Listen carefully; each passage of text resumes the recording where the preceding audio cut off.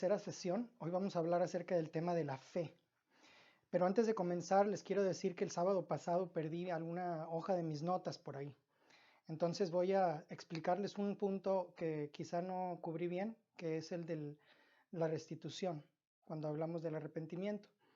Y hay una historia en el Nuevo Testamento de un hombre llamado Zaqueo, que se montó en un árbol para ver a Jesús cuando pasaba. Era un hombre muy bajo de estatura, por eso se montó en un árbol. Y Zaqueo saqueaba, esa era su profesión. Era un publicano, una persona traidora al pueblo judío que se encargaba de recuperar impuestos para los romanos, y la diferencia entre lo que cobraba y lo que le daba Roma era 4 veces más. De manera que si cobraba una dracma o un shekel, eh, en realidad nomás tenía que cobrar 25 centavos de ese shekel. Pero cuando conoció a Jesús, le dijo a Jesús: me arrepiento por lo que he hecho. Y no le dijo: a partir de hoy voy a ser honesto. No, le dijo: voy a restituir 4 veces lo que le he robado a la gente. Y voy a devolver lo que le he robado a los pobres. Y entonces Jesús dijo: hoy ha llegado la salvación a esta casa. Y tengo, por ejemplo, un caso de un amigo que su padre vendió una vaca. Y cuando se arrepintió y vino al Señor, se recordó que la vaca que había vendido, la vendió como si fuera una vaca un año menor. Por lo tanto, debió haberla vendido más barata. Y un año después de que se convirtió al Señor y vino a los pies de Cristo, fue con la persona que le había vendido la vaca y le dijo: mira, te vengo a devolver la diferencia de lo que te cobré. Porque esa vaca, si hubieras revisado sus dientes, te hubieras dado cuenta que era una vaca más vieja. Y el hombre le dijo: pero qué tonto eres, ¿por qué haces esto? Y entonces le explicó que era porque se había arrepentido y ahora sabía lo que es agradar a Dios. Y hay un ejemplo que también encontré por ahí de un sacerdote en la Edad Media que le dijo a una mujer, vino a confesión, y entonces el sacerdote le dio una penitencia, así es como operan los sacerdotes. Y le dijo la mujer que venía a arrepentirse porque ella había sido chismosa. Y el sacerdote le dijo: te voy a dar la penitencia de que traigas las plumas de 2 gallinas y vienes. La siguiente semana vino la mujer con 2 gallinas, las plumas de 2 gallinas, y le dijo: ahora sí me puede perdonar. Y el padre le dijo: antes de absolverte, te voy a pedir que hagas otra cosa más. Quiero que lleves esas plumas y las avientes en el medio del pueblo. Fue la mujer y las aventó. Y luego volvió otra vez con el sacerdote. Le dijo: ok, ahora sí me puedo absolver, padre. No, todavía no, te voy a pedir una cosa más. Ve y recoge cada una de las plumas que tiraste. Y la mujer le dijo: no puedo, es imposible. Y le dijo: exacto, exacto. Y eso es lo que tu chisme ha hecho en este pueblo. Y ese es un buen sacerdote. Porque muchas cosas no las podemos remediar. Pero la clave, la muestra de un arrepentimiento genuino es cuando estamos dispuestos a restituir aquello que hemos hecho. Y esa era la última sesión. Ahora sí vamos a hablar acerca del tema de la fe. La fe es la clave para cada paso que tomamos en la vida cristiana. Hoy en día encontramos a mucha gente que tiene fe en fe, o que creen en la fe, que nomás con que seas sincero, no importa qué creas. Pero eso no es la fe que salva. La fe que salva en la vida cristiana es una receta de 5 ingredientes, y hoy los vamos a ver. Y para que sea fe salvadora, necesitamos que tenga todos esos 5 ingredientes. Quizá para algunos no sabrían que la fe era algo tan complicado, pero hoy vamos a ver cuáles son esos 5 ingredientes. Y vamos a comenzar leyendo un pasaje en 1 Corintios 15, en el que Pablo dice cuáles son esas cosas básicas en las que tenemos que creer. Porque la fe no es simplemente una creencia vaga en Dios. Muchas religiones lo tienen así. El Islam es una religión muy sencilla, porque solamente hay que creer en Dios y en Mahoma, su profeta, y se acabó. Y el cristianismo te presenta con una serie de doctrinas de fe en el credo niceno que son súper complejas, pero la realidad es compleja. Y hoy vamos a encontrar cuáles son esos 5 elementos, y el primero es un elemento histórico. Nuestra fe no está basada simplemente en una convicción etérea en Dios. No creemos simplemente que un día vamos a llegar delante de Dios y va a evaluarnos con respecto a ciertos cánones morales y se acabó. No, nuestra fe está es basada en hechos, en eventos que ocurrieron hace 2000 años y los cuales constituyen el corazón de nuestra fe. ¿Cuáles son esos elementos? En 1 Corintios 15, el apóstol Pablo nos dice cuáles son. Nos dice, además os declaro, hermanos, el evangelio que os he predicado, el cual también recibisteis, en el cual también perseveráis, por el cual asimismo, sí retenéis la palabra que os he predicado, sois salvos. Si no, creísteis en vano. Porque primeramente, y en inglés dice, los asuntos de primera importancia, que es una traducción en el inglés yo creo más correcta, porque los asuntos de primera importancia que os he enseñado fueron los que asimismo recibí. Número 1, que Cristo murió por nuestros pecados, conforme a las Escrituras. Número 2, que fue sepultado. Y número 3, que resucitó al tercer día, conforme a las Escrituras. Entonces estos son los elementos históricos que el Evangelio nos indica que hay que creer. Vamos a comenzar por el primero, la muerte de Cristo. La muerte de un hombre judío que fue crucificado como un criminal a la edad de 33 años. Este elemento de clavarse en una cruz es una de las peores formas de morir que se han inventado en la historia de la humanidad. Fue perfeccionada durante el periodo de los romanos y escuchamos quizás solo de una crucifixión, pero ha habido muchísimas crucifixiones. De hecho, en el año que Jesús nació, el emperador Varus de Roma mandó crucificar más de 2000 judíos. Y Roma no crucificaba a ningún ciudadano. Era una forma demasiado indigna de morir. Y era una muerte cruel. Era tan cruel que Pablo, que fue ciudadano romano, se escapó de la crucifixión y en lugar de eso lo decapitaron con una espada. Pero el escritor judío llamado Josefo dice que Cristo fue crucificado bajo el pretexto de dirigir una rebelión contra Roma. Y esa historicidad de la crucifixión es algo que el Evangelio nos indica que hay que creer. Hay personas que dicen que Cristo no murió. Los musulmanes no creen que Cristo realmente murió. Hay libros que se han escrito tratando de convencernos acerca de que Cristo en realidad no murió, que fue una especie de recuperación en la frescura de la tumba, que eventualmente se recuperó de sus heridas y de alguna manera logró abrir la enorme piedra que sellaba la entrada de la tumba. Claro, eso es basura, pero eso es un hecho que tenemos que creer, la muerte de Jesucristo. Y Jesucristo no murió en viernes, como la iglesia nos ha indicado que hay que creer, el Viernes Santo. Jesús, de hecho, no murió en viernes, sino en miércoles. Murió un miércoles por la tarde a las 3 de la tarde. Porque esa es la única forma en la que podemos ajustar todos los estatutos que están en el Evangelio. Por un lado, el Evangelio dice que el mismo Cristo lo predijo que iba a estar 3 días y 3 noches en la tumba. Y en otro Evangelio dice que resucitó al tercer día. Y no hay forma en la cual puedes acomodar 3 días y 3 noches y resucitar el tercer día si dices que Cristo murió el viernes y fue resucitado el domingo en la mañana justo a tiempo para ir a la iglesia, ¿no?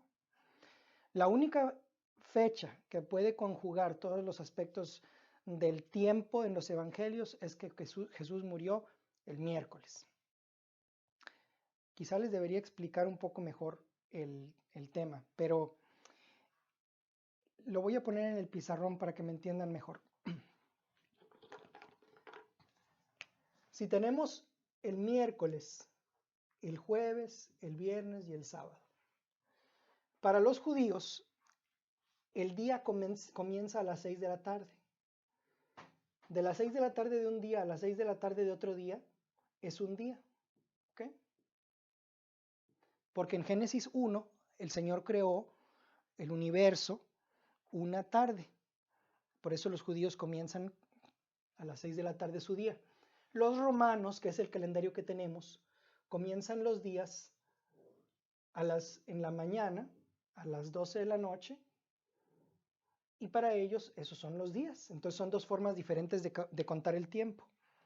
Si contamos el tiempo de manera judía, entonces el día miércoles que Jesús murió a las 3 de la tarde, estaba a punto de comenzar el día. El primer día en la tumba, en la muerte de Cristo, fue de miércoles a jueves. El segundo día, de 6 a 6 de la tarde, terminó el viernes. Y el tercer día terminó en sábado. Entonces, para los judíos, Cristo estuvo 1, 2, 3 días. Este es día y esta es noche. Y 3 noches. Y eso coincide con lo que Jesús predijo. Mientras que para los romanos, Jesús murió el día miércoles, el primer día estuvo muerto, el segundo día estuvo muerto y resucitó al tercer día. Entonces, no sé si lo pueden ver desde allá, pero es entonces día 1, miércoles, día 2, jueves, hasta el viernes, y día 3 de viernes a sábado. Y resucitó en algún momento entre las 6 de la tarde y las 12 de la noche del sábado, porque para ellos el domingo, el domingo es el primer día de la semana y es un día de trabajar. En esos años era un día de trabajo. Entonces la Biblia dice que Jesús resucitó mucho antes de que amaneciera la mañana del domingo. Quiere decir que aproximadamente en algún punto entre las 6 y las 12 resucitó. Entonces, otro aspecto importante de la historicidad de este evento, ahora siguiendo con la muerte, es que Jesús murió en 6 horas. Fue crucificado alrededor de las 9 de la mañana y por ahí de las 3 de la tarde ya estaba muerto. Y normalmente eso nunca ocurría. Los récords históricos indican que un crucificado condenado a muerte tardaba al menos 2 días en morir y en algunos casos 7. Entonces, ¿por qué Jesús murió tan solo en 6 horas? La investigación para encontrar cuál fue la verdadera causa de la muerte de Cristo fue realizada en el Trinity College en Irlanda. Y ellos encontraron a través de hacer experimentos con los corazones de cerdos que el único fenómeno que resulta en lo que cuentan los evangelios, que salió agua y sangre, ocurre cuando la causa de muerte es un pericardio rupturado, una ruptura de pericardio. En otras palabras, Jesús murió de un corazón roto. Y la evidencia indica que es por la gran pérdida emocional, física y mental que constituyó la separación de su padre. Y en realidad, cuando hablamos de la muerte de Cristo, cuando hablamos del tiempo en el que ocurrió el evento, hay que considerar que en el año 29, que es en el año en el que nosotros pensamos que Jesús murió, el sábado no caía en sábado, para redondear el tema que les dije. El sábado, en el año 29, que es el día 14 del mes Nisan, que es el primer mes del calendario judío, cayó en jueves. El día 14 es el día del sacrificio. A las 3 de la tarde se sacrificaban todos los corderos que se iban a consumir durante la celebración de la Pascua. Y a esa misma hora, mientras las gargantas de muchos corderos estaban siendo destazadas, el Cordero de Dios estaba siendo crucificado. Entonces, en esta situación de tiempos, el día en que Cristo murió, a los 33 años, coincide perfectamente con el récord de los evangelios en el año 29 y particularmente en el récord de Juan. Mateo, Marcos y Lucas indican que Jesús simplemente lo tenían que descolgar de la cruz porque murió a las 3 y a las 6 comenzaba el sábado. Entonces tenían que hacer el procedimiento para su sepultura muy rápidamente. Pero en Juan indica que Jesús murió en un sábado especial, en un sábado alto, porque en ese año el sábado cayó en jueves. Para los judíos el sábado o en el día de la Pascua, el primer día de la Pascua, el 15 de Nisan, puede caer en cualquier día de la semana, así como para nosotros puede caer la Navidad en cualquier día de la semana. Ese es el tema de la muerte. El segundo aspecto histórico que Pablo nos indica que hay que creer es que fue sepultado. Y es vital que Cristo haya sido sepultado. La sepultura es el adiós final después del entierro. Es cuando te das cuenta que nunca más vas a volver a ver a esa persona. No sé si les ha tocado ver algunas viudas cuando tienen al esposo difunto todavía en la capilla. Y cuando llegan las personas para ver al difunto, les dicen, sí, lo puedes ver, está en la capilla. O lo tienen en la funeraria, o lo tienen en la morgue. Lo tienen, lo puedes ver, está ahí. Pero noten el cambio en el tiempo verbal cuando la misma viuda quizá recibe a las personas después del sepelio, después del entierro y dicen, fue un buen esposo para mí, fue un buen hombre. El cambio de tiempos verbales generalmente ocurre como resultado de la sepultura. Jesús fue sepultado y quedó más allá de nuestras manos, no se pudo recuperar, está muerto. Y después de que murió, a las 3 de la tarde, dos personas, uno se llamaba Nicodemo, que era un discípulo secreto de Cristo, y el otro se llamaba José, que era de una ciudad llamada Arimatea. Y ellos vinieron con Poncio Pilato y le pidieron el cuerpo, y se los dieron, después de clavarle con una lanza en el costado y asegurarse que estaba muerto. Recuperaron el cuerpo y lo pusieron en una tumba que estaba en un jardín propiedad de José de Arimatea. Y tuvieron que hacerlo rápidamente. Y si tú vas el día de hoy a la tumba del jardín en Israel, te vas a dar cuenta que el espacio más grande de la tumba tiene una abertura que se ve que la hicieron muy rápidamente con un cincel, porque tenían que meter a otra persona que era más alta que la que estaba, para la cual estaba diseñada la tumba. Y de ahí es donde nace la tradición de que Jesús medía alrededor de unos 75 de estatura, 5 pies y 8 pulgadas.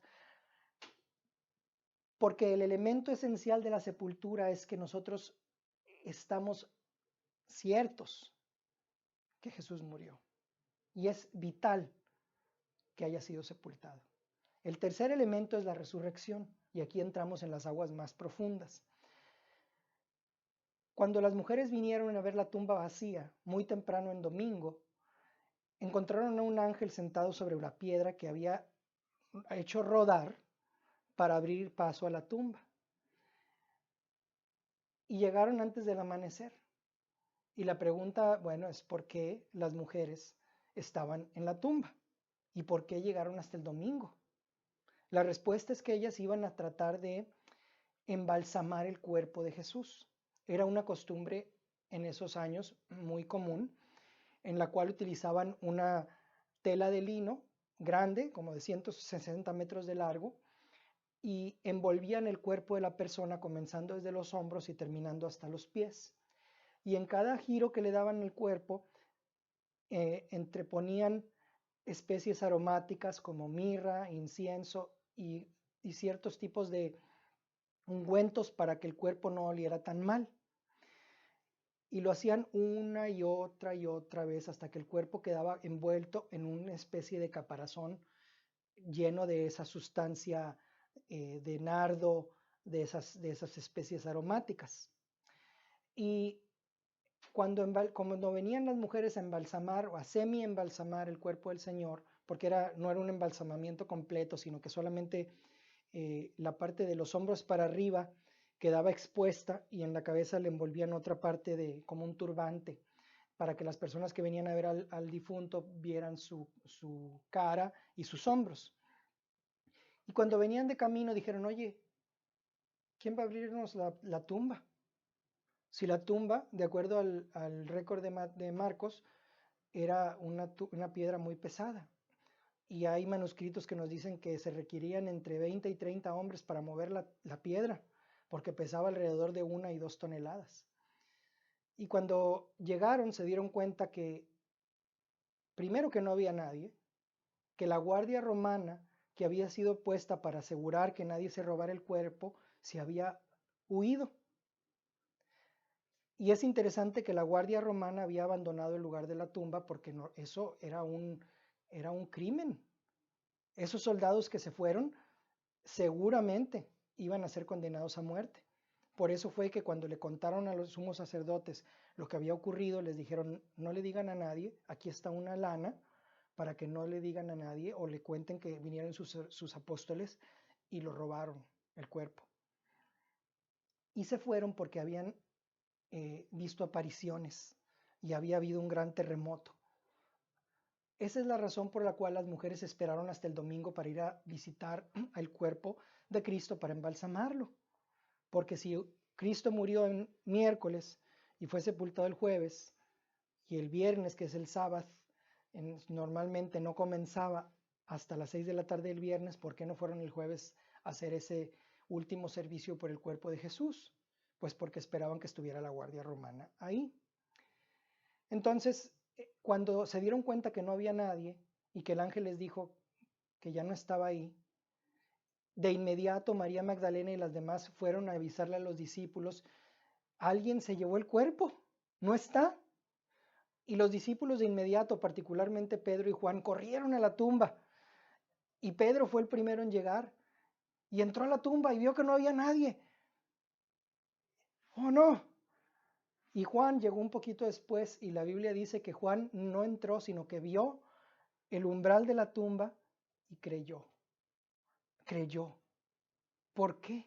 ¿Qué fue lo que vio Juan que lo hizo creer que no había sido, que el cuerpo había sido robado?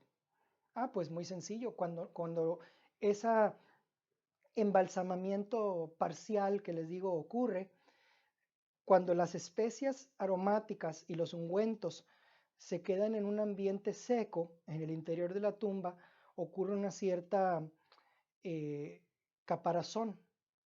Ese embalsamamiento hace como que los vendajes tengan una cierta rigidez.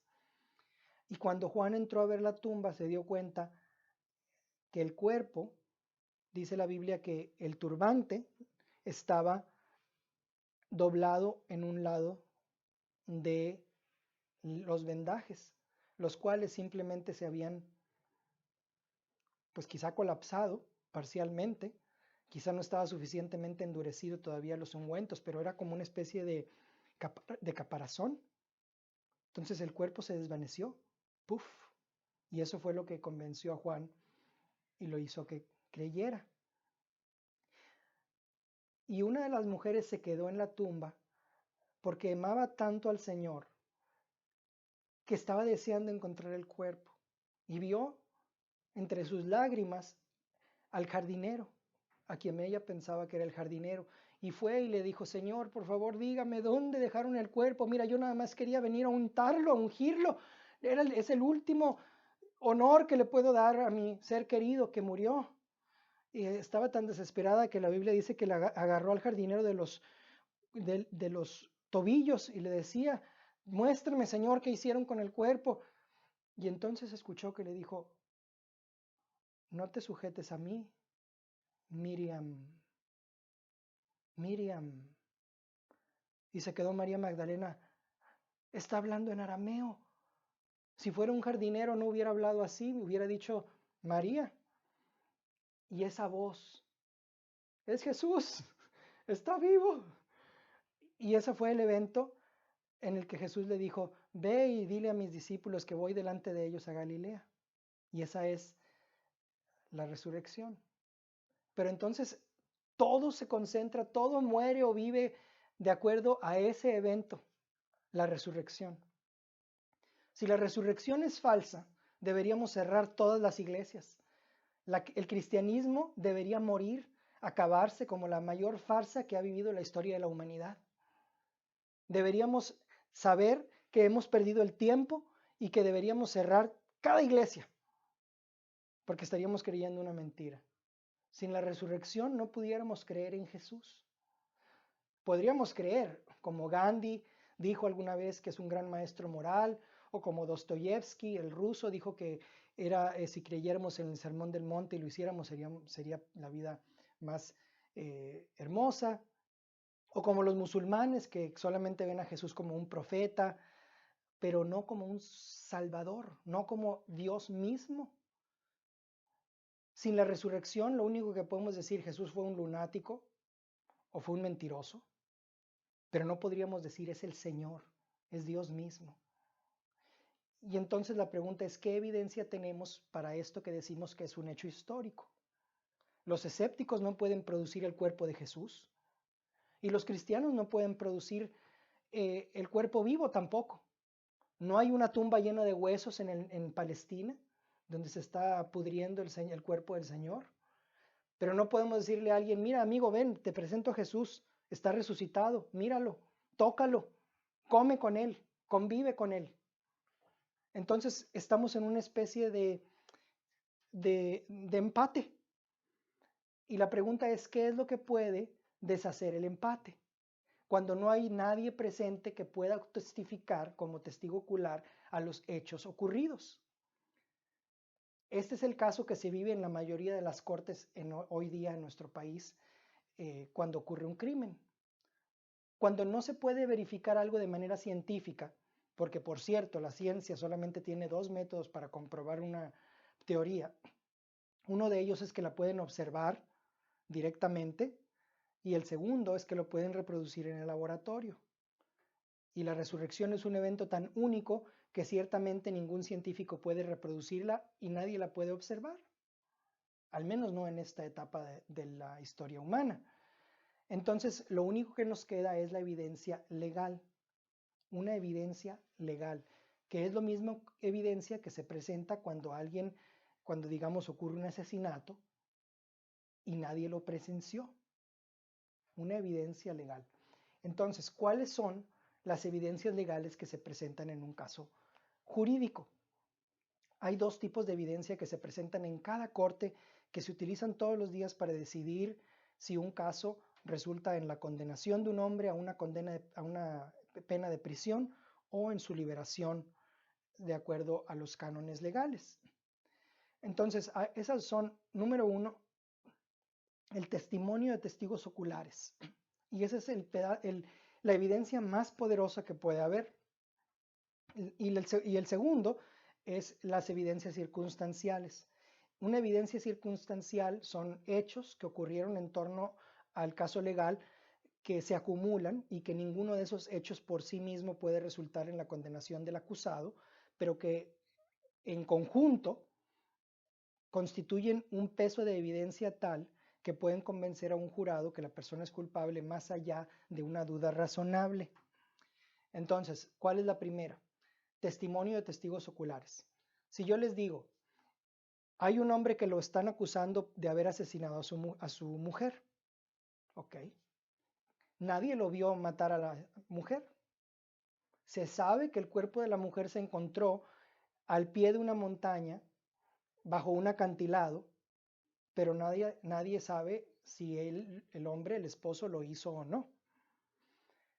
Pero quizá alguien diga, yo vi a ese hombre que le enterró el cuchillo a su esposa y la empujó. Bueno, ese es el testimonio de testigos oculares más fuerte que puede haber y no se necesita mucho más, esa es la evidencia más convincente. Pero vamos a decir que eso no ocurrió. Vamos a decir que en lugar de eso una persona simplemente dice, lo vi caminando con su esposa con rumbo hacia el acantilado. Ese es un testigo ocular, pero no brinda evidencia definitiva. O vamos a decir que otra persona, independientemente, dice, lo vi caminando solo minutos después de lo que los investigadores intuyen que fue que el cuerpo comenzó el proceso de muerte. En otras palabras, lo vi caminando solo caminando en dirección opuesta al acantilado. Y ese es otro testigo ocular. Son testigos oculares y son testimonios fuertes, pero no son determinantes. Hay que mirar la evidencia circunstancial. ¿Qué es evidencia circunstancial? Bueno, vamos a decir, por ejemplo, que se encuentra que no solamente tenía una esposa, sino que tenía una amante. Y vamos a decir que otra persona, un investigador del FBI, encuentra que había hecho reservaciones en un hotel en las Islas Caimán y que había comprado 2 boletos de avión, uno para él y el otro para su amante. Y vamos a decir que otro investigador haya que había tomado una póliza de seguro muy grande sobre que cubría la muerte de su esposa. Y otro investigador encuentra que había robado dinero de la empresa.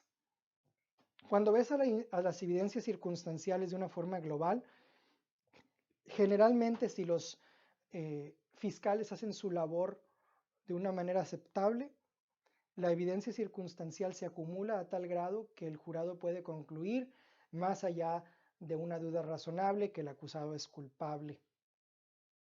¿Y qué es lo que nos indica si la evidencia de la resurrección es suficientemente pesada para resultar en una conclusión positiva? Bueno, la forma más fácil de decir es, para los cristianos, estuve hablando con Cristo esta mañana, está vivo. Pero vamos a ver las dos áreas de evidencias circunstanciales y de testimonios de testigos oculares. Los testimonios de los testigos oculares se encuentran en los evangelios.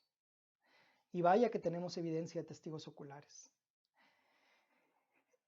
El primer testigo ocular fue una mujer, María Magdalena. Pero además de ella, tenemos 4 evangelios que indican como testigos oculares la resurrección de Jesucristo. Y hay una peculiaridad cuando hablamos del tema de testigos oculares que los expertos legales siempre buscan. Y es que cuando hay varios testigos oculares, siempre va a haber ligeras discrepancias entre unos y otros. Si hay una historia perfectamente igual entre diferentes testigos, así es como los expertos legales se dan cuenta que cocinaron la historia. Pero cuando existen ligeras discrepancias en las historias es cuando nos damos cuenta que estamos hablando con gente que evidentemente presenció los hechos, pero cada uno desde su punto de vista. Por ejemplo, en los evangelios, un evangelio dice que había un ángel en la tumba cuando llegaron las mujeres, mientras que otro evangelio dice que había 2 ángeles. Ese tipo de discrepancias ligeras son en realidad puntos fuertes que nos indican que el testimonio de los evangelios es real. Por ejemplo, si yo les digo que hubo un caso en el que una persona fue atropellada y un testigo ocular dice, es que vi un perro que se le atravesó al carro y el carro trató de evitar al perro y fue y atropelló al transeúnte. Y otro testigo ocular dice, no era un perro, eran 2. Un perro iba persiguiendo a otro. Y entonces el perro que estaba siendo perseguido fue el que se le atravesó al carro.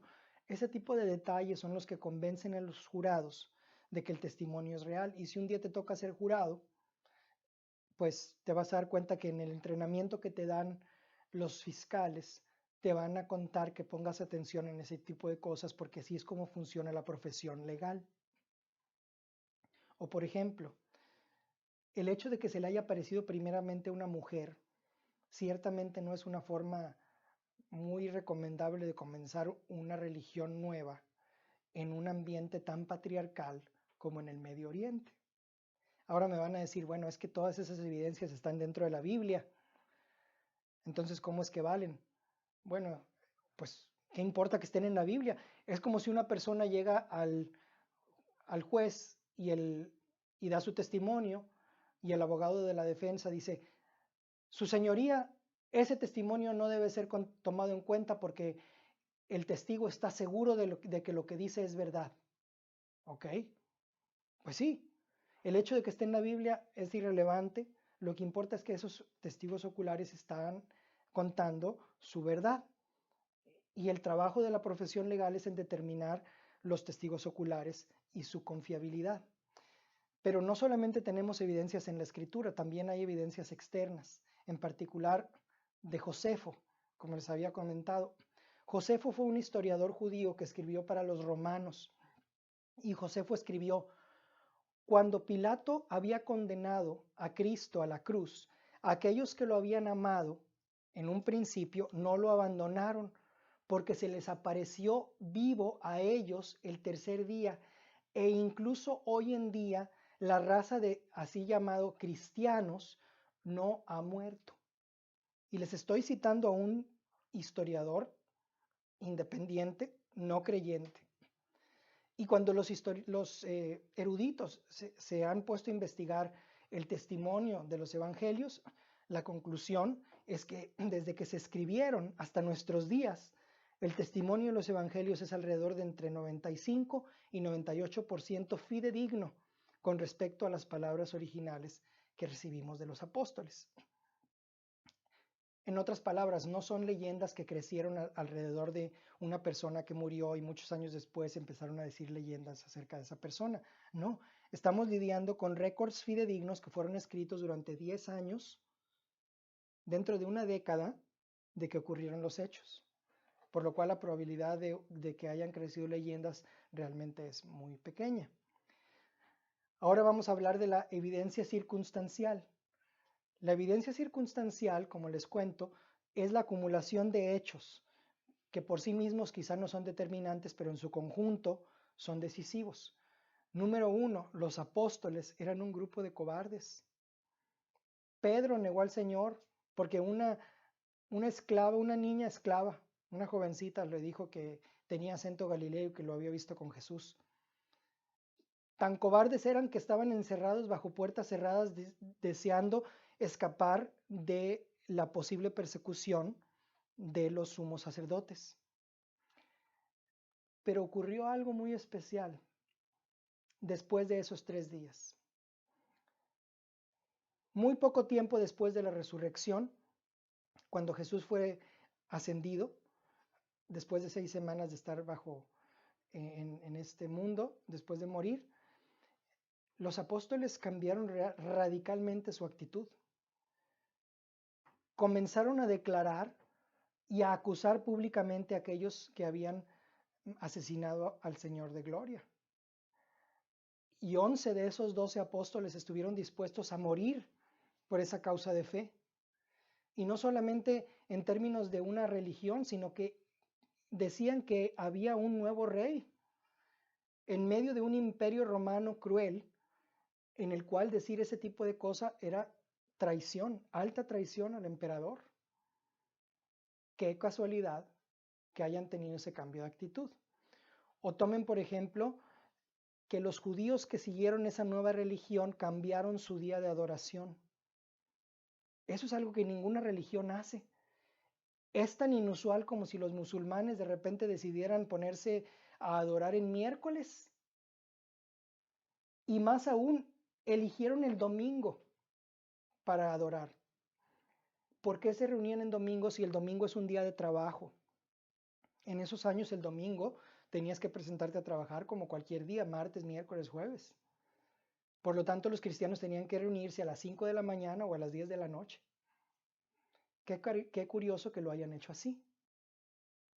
Es interesante que muchos sacerdotes de la religión judaica comenzaron a seguir a este culto del Mesías. ¿Saben ustedes lo difícil que es predicarle el evangelio a un judío? Pero ¿saben que lo único que un judío necesita para creer en Jesús es darse cuenta que está vivo? Eso le ocurrió a un judío en particular llamado Saulo. Saulo, de una ciudad llamada Tarso, encontró un día una luz resplandeciente que lo dejó cegado y le dijo: Señor, ¿quién eres? Y la luz le dijo: soy Jesús, al que persigues. Y eso fue lo único que necesitó Pablo para seguir a Cristo y pasar de ser judío a ser cristiano. Qué casualidad que tantas personas judías hayan aceptado la evidencia de la resurrección. Qué casualidad que a través de los años más de 1.500 millones de personas en nuestros días crean en la historia de la resurrección. Tendría que haber sido una gran estafa. Por sí misma quizá no es una evidencia definitiva, pero es interesante que tantas personas lo crean. Los ritos más esenciales desde los primeros inicios de la iglesia primitiva, el bautismo y la Eucaristía, son ritos que están basados en el hecho de la resurrección. El bautismo es descrito en el Nuevo Testamento en términos de la muerte, de la sepultura, porque si te dejan debajo del agua, pues ahí quedas, y de la resurrección. ¿Cómo sales del agua? como Cristo mismo salió de la tumba. La Eucaristía es una celebración, no es un evento trágico en el que solamente recuerdas la sangre y el cuerpo de Cristo, que para que estén separados, por cierto, tienen que la persona estar muerta. La muerte es cuando la sangre se separa del cuerpo, ya sea por una herida o porque se estanca una vez que el cuerpo muere. Pero la Eucaristía en realidad es una celebración. Es la celebración de la resurrección de Cristo. Por eso la palabra Eucaristía en griego significa eucaristo, se dice eucaristo, que significa gracias, es una acción de gracias. Eucaristo, eucaristo, es lo que dicen los griegos para decir gracias, gracias. Y más aún, ¿qué hay de las muchas respuestas de oración que estos grupos nuevos de creyentes judíos empezaron a experimentar? El doctor Ramsey MacMullen, profesor de Historia Clásica de la Universidad de Yale, escribió como historiador que la principal razón del crecimiento explosivo del cristianismo en los primeros 3 siglos fue principalmente que los paganos estaban atónitos de que los cristianos sanaban enfermos y echaban fuera demonios. Y más aún, una vez que consideras toda esta evidencia legal, tanto circunstancial como ocular, un lord, que es un abogado defensor de la jurisdicción en Inglaterra, vamos a decir así como ¿cómo se llama? El fiscal de distrito o el procurador general de justicia en México, escribió que existe una abrumadora cantidad de evidencia a favor de la resurrección, positiva y negativa, factual y circunstancial, de manera que ningún jurado inteligente en el mundo podría fallar en llegar al veredicto de que la historia es verdadera. O les doy otro ejemplo de un abogado que se llama Frank Morrison, que escribió un libro en el cual él quería probar que la evidencia legal de los evangelios, utilizada bajo una lupa legal, jurídica, claramente iba a demostrar que la historia de Cristo estaba cocinada y que la resurrección era falsa. Y se puso a escribir el libro. Y cuando se puso a investigar las evidencias, llegó a la conclusión de que tenía que escribir otro libro, diferente. El libro se llama ¿Quién movió la piedra? Y quizá algunos de ustedes lo han leído. Y es interesante que el capítulo 1 dice, el libro que se negaba a ser escrito. Y cuenta la historia de cómo él comenzó a investigar los hechos. O tomen, por ejemplo, 2 profesores de ley en la Universidad de Oxford. Uno se llamaba Lord George Lyttelton y el otro se llamaba Gilbert West. Un día al final del semestre se reunieron para escribir un libro acerca de cómo demostrar que la resurrección es una historia cocinada y falsa. Así que se acordaron presentar las evidencias cuando volvieron del semestre. Y cuando volvieron en octubre a comenzar las clases, Lord Lyttelton le dijo a West, ¿sabes qué? Tengo mucha pena en decirte esto, pero la historia creo que es real. Y West le dijo, no sabes qué alivio que oírte decir eso. Porque los dos de forma independiente llegaron a la misma conclusión. Entonces, ¿por qué si tenemos esta clase de evidencia, la gente no está dispuesta a verla? ¿Por qué si estamos hablando que la fe está basada en hechos históricos, la gente está tan temerosa de ver esos hechos como históricos? Cuando la historicidad de la vida de Julio César no se cuestiona, por ejemplo. Pues muy sencillo, porque si la historia es cierta, existe la posibilidad de que Jesús esté vivo. Y si está vivo, entonces tienes que cambiar. Y nadie quiere cambiar. Aceptar la verdad de la historia, aceptar que la historia realmente ocurrió para ti, ese elemento histórico de la fe tiene consecuencias devastadoras para aquella persona que no quiere cambiar. Y ese es el primer elemento de nuestra fe. Hay otros 4 y tengo que apurarme con el tiempo.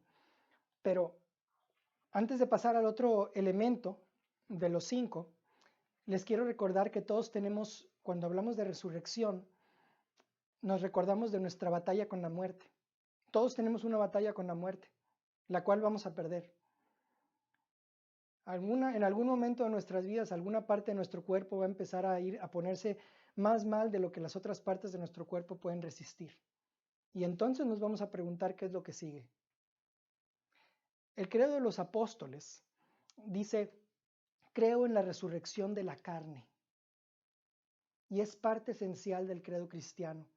Es el efecto que la resurrección de Cristo tiene en la vida de un cristiano. Que mi cuerpo tiene un futuro. Los griegos en la antigüedad, por el contrario, creían que el cuerpo era algo así como un vaso de agua. Y por aquí, sí, aquí tenemos un vaso de agua.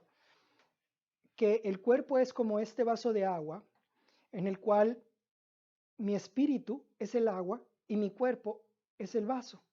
Y una vez que muero, el vaso se rompe contra las piedras y el agua sale y se libera y se une al mar, en el cual pierde su identidad y sigo por la eternidad flotando sin una identidad precisa.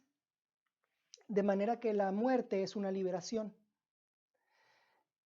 Y esa muerte, esa liberación es la forma en la que, por ejemplo, Sócrates miraba la muerte, y cuando lo obligaron a suicidarse tomando hemlock, Sócrates, mientras que esperaba su muerte, se puso a disertar con sus estudiantes cómo para él era una liberación, cómo él esperaba con mucha anticipación el momento de su muerte. Desgraciadamente muchos cristianos tienen ese pensamiento griego. Y me acuerdo de la canción de la Batalla de la República, que dice, el cuerpo de Juan se descompone en la tumba, el cuerpo de Juan se descompone en la tumba, su alma sigue marchando. Y ese es el pensamiento griego, que tu alma es inmortal, pero el pensamiento cristiano es que la muerte es un enemigo, no es una liberación misericordiosa. Nuestra esperanza no está en la inmortalidad del alma, nuestra esperanza está, como dice el credo de los apóstoles, en la resurrección de la carne. La creencia actual es que nuestro cuerpo, cuando muere, si muere, tú te mueres. Si tu cerebro deja de percibir, tú dejas de existir. Pero les quiero decir, por ejemplo, que algunos casos, recuerdo el libro de Tom Scarinci. Tom Scarinci es un libro que escribió de uno de los milagros médicos más grandes de la historia, en el Centro Médico de Stanford. Fue un hombre que estuvo muerto durante 10 días, tuvo muerte cerebral, y en el libro van a encontrar la historia, pero básicamente tenía un tumor en la base de la columna vertebral que le causaba tanto dolor que decidió un día agarrar un revólver y matarse, pero nada más tenía 5 balas de 6 en el revólver, y resultó que cuando jaló el gatillo, la bala cayó en el slot que estaba libre. Entonces, ¿qué forma de jugar ruleta rusa? Y fue y le dijo a su esposa que había intentado suicidarse, y la esposa le dijo, pues mejor ten la operación, digo, si ya te quieres matar. Y fue y tuvo la operación, pero cuando lo operaron, el que le puso la anestesia se equivocó y le pusieron de más. Y entonces indujo un paro cardiorrespiratorio, el exceso de anestesia. Y lo trataron de revivir, le inyectaron calcio al corazón, le inyectaron adrenalina, le dieron CPR, pero después de 45 minutos le dijeron a su esposa, lo siento, lo perdimos.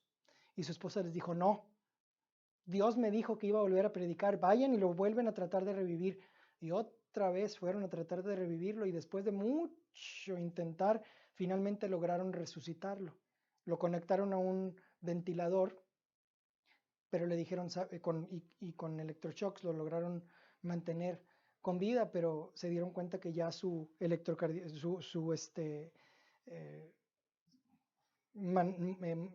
su monitor de actividad cerebral estaba en 0. Y le dijeron a la esposa, está muerto, ¿le podemos firmar aquí mismo un certificado, señora? Y les dijo, no, váyanlo y lo ponen en su cuarto. Y la mujer lo siguió visitando todos los días hasta que en el 9º día llegó y ya no estaba. Y dijeron, ¿qué hicieron con mi marido? Y era una mujer chiquitita pero picosa. y le dijeron, no, pues mira, él firmó que lo íbamos podemos utilizar sus órganos, entonces está en la morgue. Y dijo, ¿qué? ¿En la morgue? No, y fue y lo sacó de la morgue y ordenó que lo volvieran a poner, y cuando lo volvieron a poner en el cuarto, abrió los ojos y no podía hablar porque tenía todavía la traqueostomía y el ventilador, pero cuando se lo quitaron le dijo el doctor, Tom, ¿sabes cuánto tiempo estuviste inconsciente? Y Tom les dijo, bueno, es una operación muy difícil, seguramente algunas horas. Le dijo, no, Tom, 10 días. Y nadie quería decirle a Tom que había estado muerto o que ni siquiera habían podido operar. Entonces Tom de repente dijo, oye, ya me siento bien. Y se desconectó en los aparatos de inyección intravenosa y se fue caminando. Y las enfermeras dijeron, oye, el hombre del milagro está vivo, está caminando.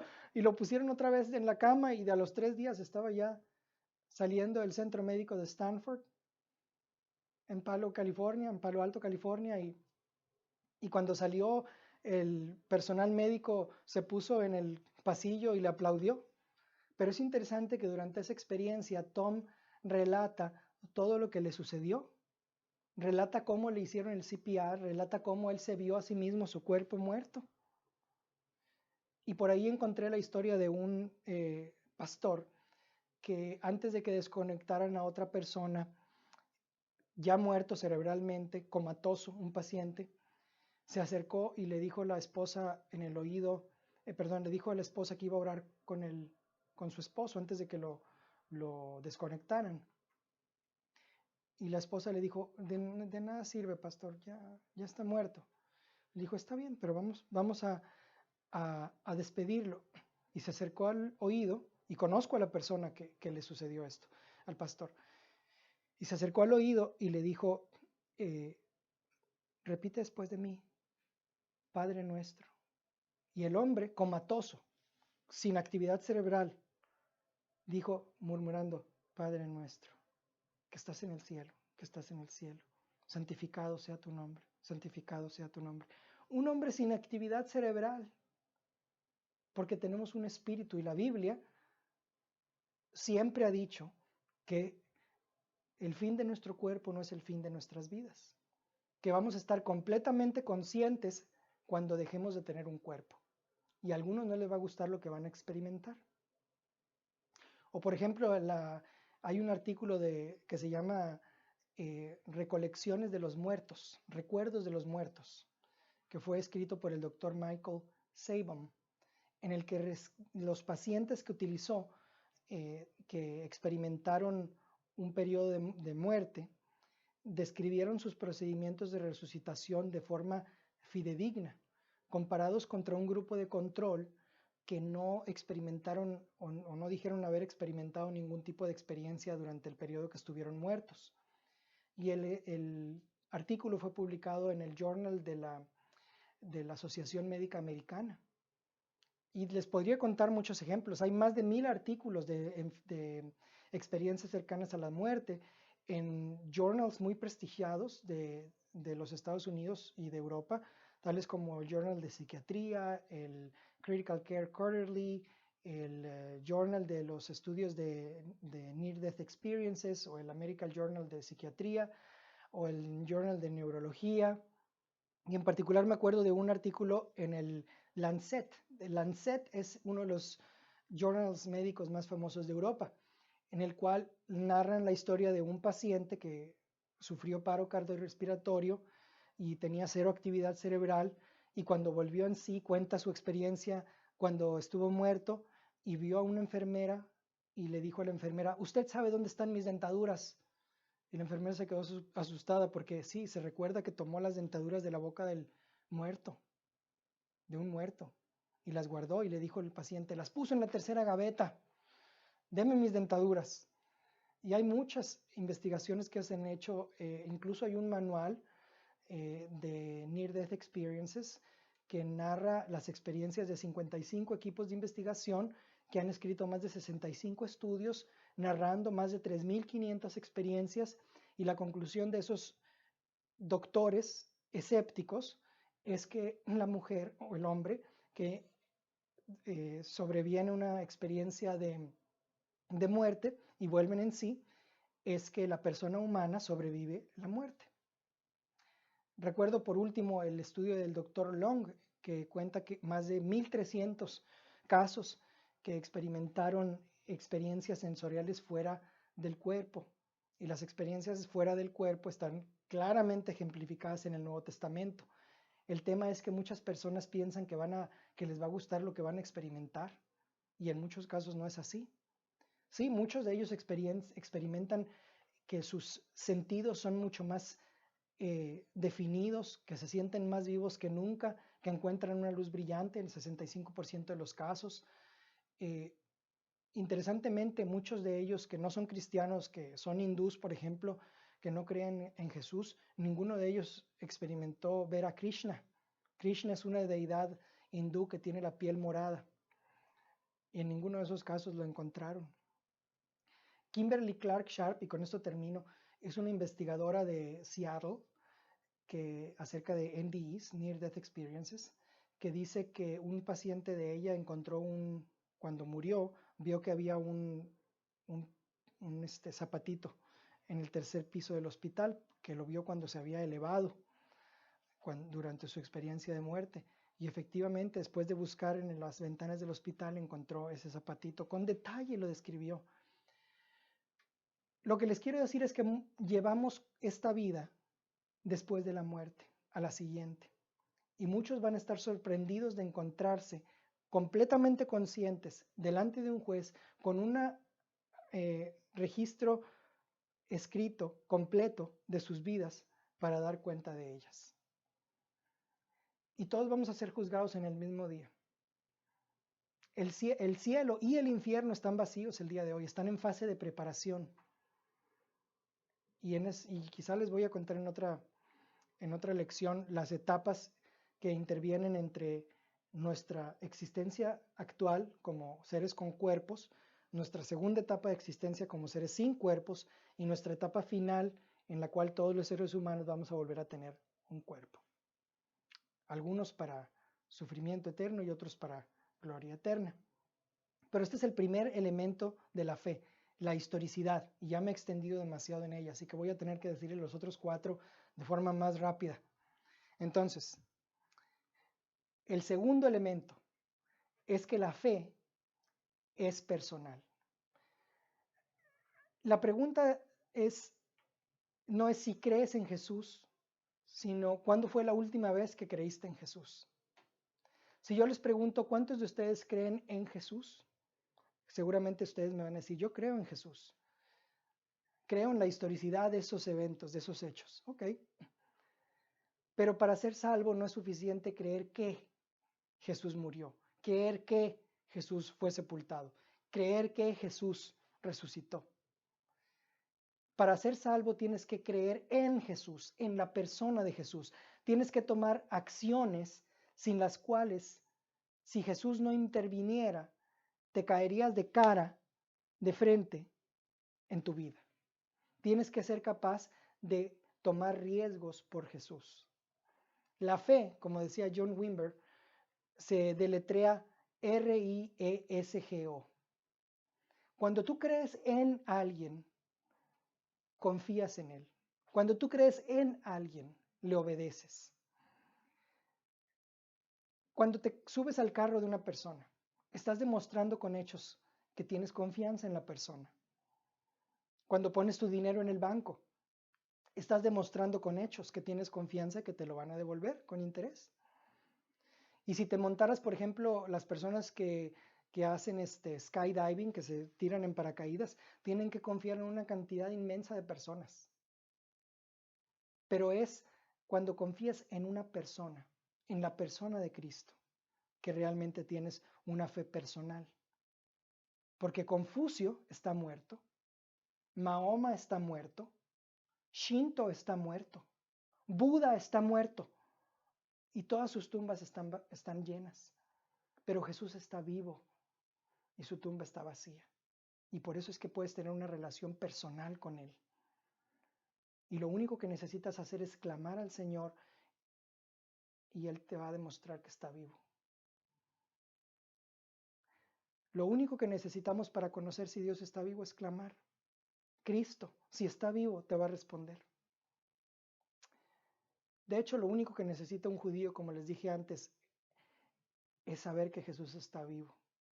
Y es increíble la cantidad de casos. Les podría contar aquí otra hora la cantidad de casos de judíos y de musulmanes que han experimentado visiones de Cristo y han creído.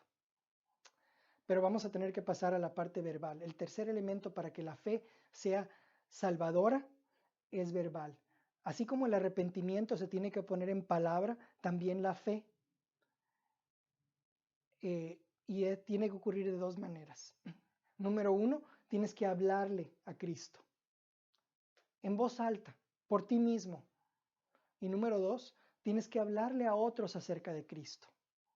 Porque cada vez que le hablas a otros acerca de Jesús, tu misma fe se fortalece. Y la Biblia dice, de hecho en Romanos 10, que si creyeres en tu corazón y confesares con tu boca que Jesús es el Señor, serás salvo. Hay un elemento esencial verbal. Y también la Biblia dice que si me confesaras delante de los hombres, yo te confesaré delante de mi Padre, dijo Jesús en Mateo 10. Por esa razón es que les dije anteriormente que no utilicen la oración del pecador. Tienes que en lugar de decirles a una persona, repite después de mí, Señor Jesús, me arrepiento de mis pecados, te acepto como Salvador, te acepto como Salvador. Si haces eso, no le dejas a la persona clamar al Señor. Cada uno debe invocar el nombre del Señor Jesucristo y ser salvo, dice la Escritura. Tienes que decirle a la persona, tú le hablas a Dios, tú oras al Señor, tú le pides algo, vamos a creerle a Dios por algo aunque sea pequeño. Vamos a pedirle a Dios que sane algo pequeño en tu vida. Pero tienes que escuchar con atención lo que la persona dice y eso va a ser mucho más informativo y te va a dar mayores elementos sobre cómo guiar la consejería que simplemente decirle que repita después de ti. Tiene que ser verbal. Si no es verbal y si no es original, lo único que estás produciendo es un perico.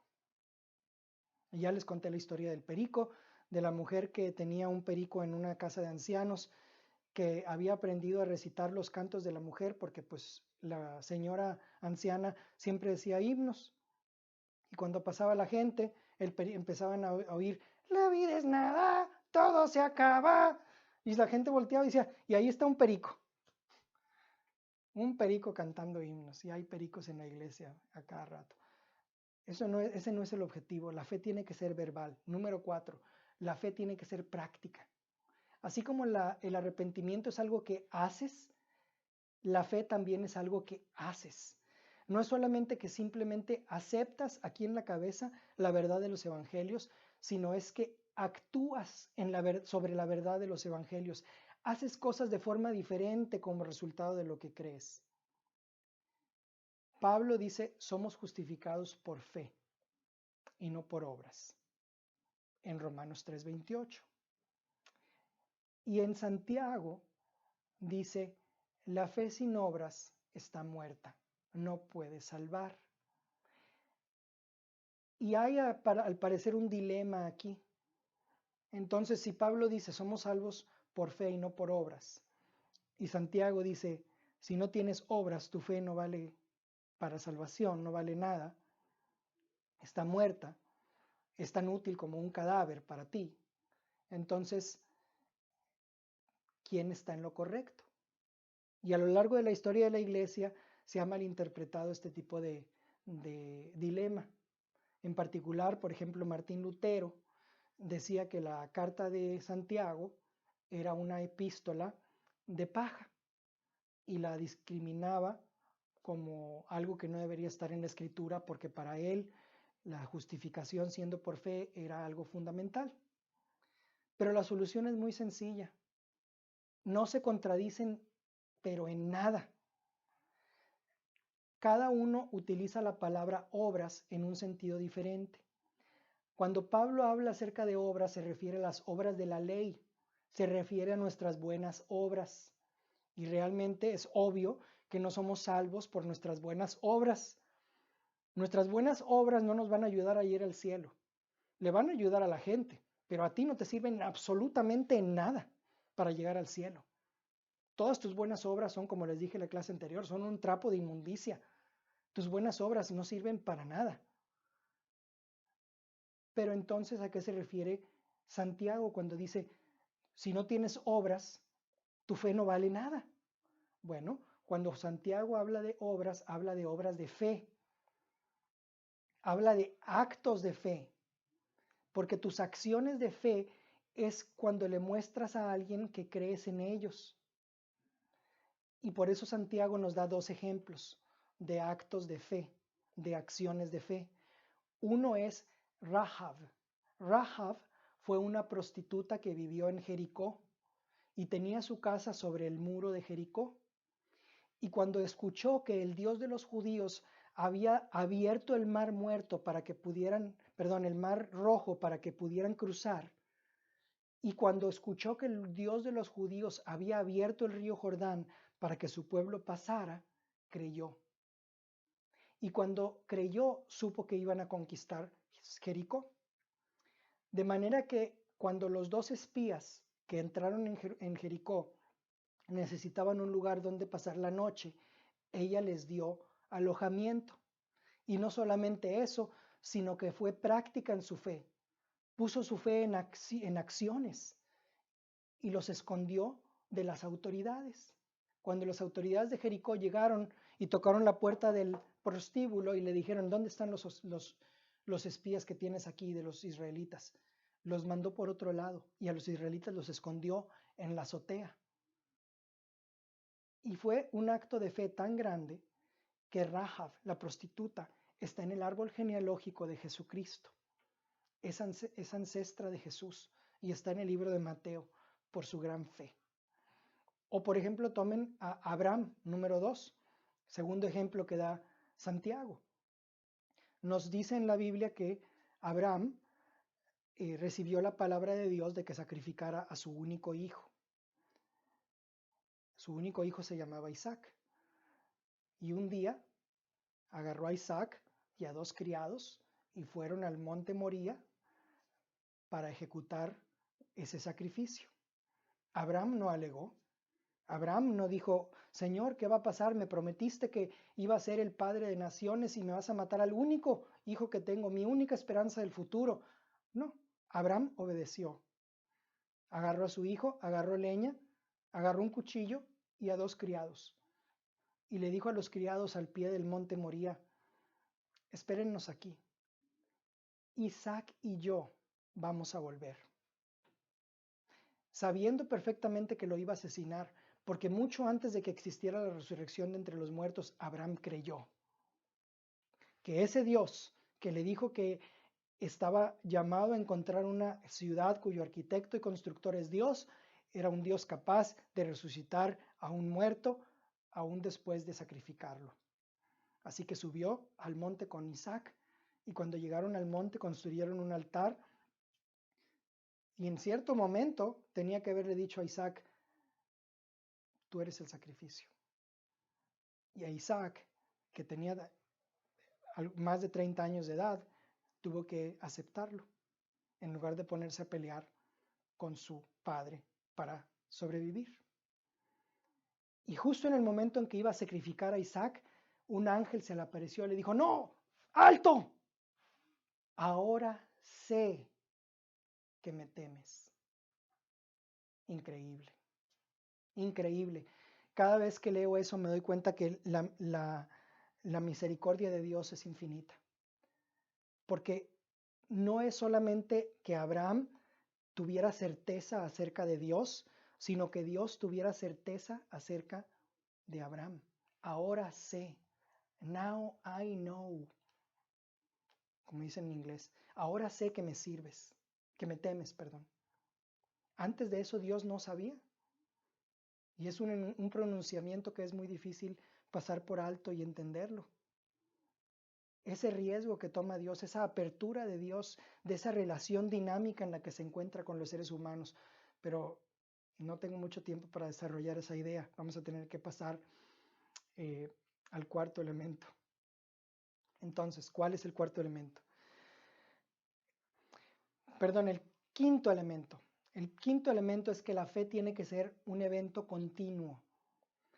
En muchas iglesias te van a decir que solamente con que creas 2 minutos antes de morir vas a ser salvo. Es basura. Para que la fe sea salvadora, tiene que ser fiel. Y en el hebreo, al igual que en el griego, la palabra fe y la palabra fidelidad son el mismo vocablo. Porque la fidelidad es fe que persevera. Y la fe no es real a menos de que persevere. Entonces, el quinto y último elemento de la fe para que sea salvadora es que sea continua. Porque la justificación es por fe solamente, pero la fe nunca está sola. Si realmente crees en alguien, vas a mostrarlo con acciones. Y en el libro de los Hebreos, la carta a los Hebreos, en el capítulo 11, hay lo que se le llama el Salón de la Fama de la Fe. Y ahí se narra cómo por fe Abel ofreció un sacrificio más perfecto que el de Caín. Por fe Enoc caminó con Dios. Por fe Noé construyó un arca. Por fe Abraham iba a sacrificar a Isaac. Por fe Jacob bendijo a sus hijos. Por fe Sara concibió y dio a luz un hijo en su edad avanzada. Por fe Rahab salvó a los espías. Por fe Isaac le dio herencia a sus hijos. Por fe José hizo arreglos para su funeral. Por fe Moisés prefirió el escarnio del pueblo de Dios que los placeres de Egipto. Por fe el pueblo cruzó el mar Rojo. Por fe Sansón, por fe David, por fe Gedeón, por fe Samuel, por fe los profetas. En cada uno de esos casos, por fe se refiere a lo que esas personas hicieron. No solamente a lo que creyeron aquí, cada palabra del Antiguo Testamento, sino se refiere a que cada una de estas personas mostraron con hechos su fe. Y me encanta cómo en la mitad de ese pasaje dice, todos estos todavía estaban viviendo por fe cuando murieron, sin haber alcanzado aquello por lo que creían. Y por eso es que son héroes de la fe, porque la fe es un elemento continuo. Y para que tu fe sea fe que salva, tiene que seguir creyendo hasta el final, porque el que persevere hasta el fin, ese será salvo, dijo Jesús. La fe, para decirles en un poquito más técnicamente, en griego hay 2 tiempos verbales. Uno es el tiempo aoristo y otro es el tiempo presente continuo. El tiempo aoristo se refiere a un hecho que ocurre una sola vez y el tiempo presente continuo se refiere a un acto que comenzó en el pasado pero que tiene un efecto en el presente. Por ejemplo, si una persona sufre un accidente y te acercas y dices, respiró, significa una cosa. Pero si te acercas y dices, respira, significa otra cosa diferente. O como en la conjugación del español, el tiempo presente continuo significa está respirando, respira, está respirando. No que respira una vez, sino que sigue haciéndolo. Se conjuga como el verbo ser o el verbo estar, seguido por el gerundio del verbo sobre el cual tiene efecto. Esto es importantísimo, porque para muchas personas la fe es algo que haces una sola vez. Y muchas personas me dicen, ¿y qué tal Juan 3:16? De tal manera amó Dios al mundo que dio a su Hijo unigénito para que aquel que crea no se pierda, mas tenga vida eterna. Entonces, con que yo crea, voy a tener vida eterna. Eso dice la Biblia, ¿no? No. En el griego, la conjugación de los verbos propiamente hecha es así. Porque de tal manera amó Dios una vez al mundo, aoristo, que dio una vez a su Hijo unigénito, para que todo aquel que continúe creyendo, presente continuo en Él, no se pierda una vez, aoristo, sino que continúe teniendo vida eterna. ¿Les cambia eso un poquito el sentido del pasaje? Porque debería.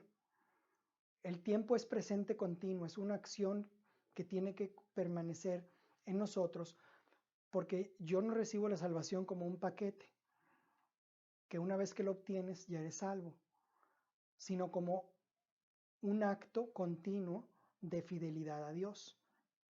En Juan 15 Jesús dijo, yo soy la vid verdadera, morad en mí, residid en mí. Las ramas que no moran en mí se secan y son cortadas y echadas al infierno. En otras palabras, en la fraseología eso es lo que significa. Porque la vida no está en las ramas, la vida está en el tronco. Jesús es el tronco de la vid. Y los que saben de horticultura, si tú cortas una rama de una vid y la siembras, puede ser que sí se dé, pero nunca va a generar fruto. Va a echar muchas hojitas verdes, pero nunca va a producir fruto. Porque para tener vidas fructíferas necesitamos permanecer en Él, en la vid verdadera. O en el libro de Romanos, en el capítulo 11, habla de cómo muchos judíos que dejaron de creer fueron cortados de la vid y echados fuera. Y nosotros injertados en ese árbol judío. Pero si no permanecemos en la misericordia de Dios, ustedes también, dice Pablo, van a ser cortados y echados al infierno. Entonces, el elemento continuo de la fe es importantísimo porque muchas veces malinterpretamos el significado de una frase que fue utilizada en la Reforma Protestante como estandarte, que dice así: el justo por la fe vivirá. Y para Martín Lutero, eso significó el que es justificado por la fe va a vivir. Ese no es el significado.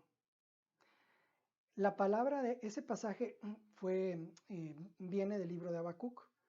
Habacuc me encanta porque es un profeta que peleó con Dios y le dijo: Dios, no estás haciendo nada. Tu gente en Jerusalén vive en medio de vicios, de pecado, de estafa. Y Dios le dijo: pero estoy haciendo algo, Habacuc. ¿Qué estás haciendo, Señor? Voy a traer a los babilonios para que traten con este pueblo pecaminoso mío. Señor, no puedes hacer eso. Los babilonios van a venir y van a destruir a los buenos y a los malos, a los animales y a los árboles. Y efectivamente, los babilonios destruían todo. Pero Dios le dijo a Habacuc: no, Habacuc, el justo va a sobrevivir si continúa con su fidelidad hacia mí. O en la traducción que mayormente se conoce, el justo por la fe vivirá. Y para entender el significado de este pasaje es muy fácil, simplemente hay que ver en el Nuevo Testamento porque se cita 3 veces. Y en cada una de esas veces tiene que ver con una fe que es continua, con una fe que es constante, con una fe que prevalece contra la adversidad. Una mención está en el libro de Romanos.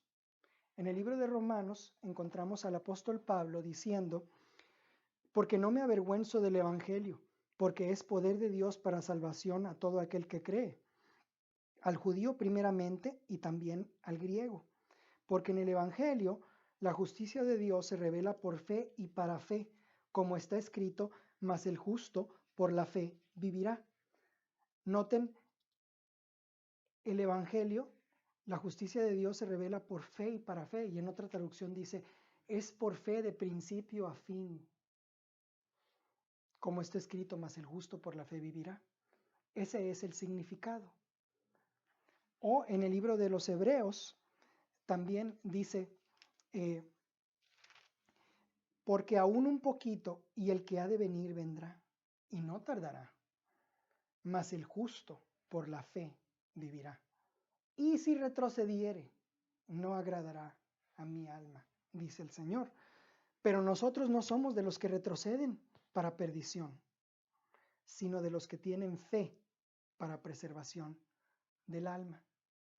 Porque no es la fe con la que comenzaste la que salva, es la fe con la que terminas la que te salva. Por eso es que Jesús nos insta a que seamos no como los que retroceden, sino como los que perseveran hasta el final. Porque la fe es un elemento, para que sea verdadera tiene que ser constante, tiene que ser continua. Entonces, 5 elementos de la fe, todos son importantes, una receta complicada. Cuando lleguemos delante de Dios, muchos van a decir: Señor, Señor, tuve fe. ¿Y qué les va a decir? Dios mismo dijo, Jesús mismo dijo: nunca te conocí. Porque para conocer a Dios, para tener una fe salvadora, tiene que ser una fe con estos elementos. De otra manera, como dice Pablo, creímos en vano. Es por eso que es tan importante. De todos los pasos, de todos los 4 cilindros, el más importante es este, la fe. Es el vital, es la clave, la llave que abre cada paso en la vida cristiana. Por eso los invito a que consideren estas cosas de las que hemos hablado, temas muy serios, muy graves. Y los invito a que le pidan al Señor su revelación para entender estos conceptos y tener fe.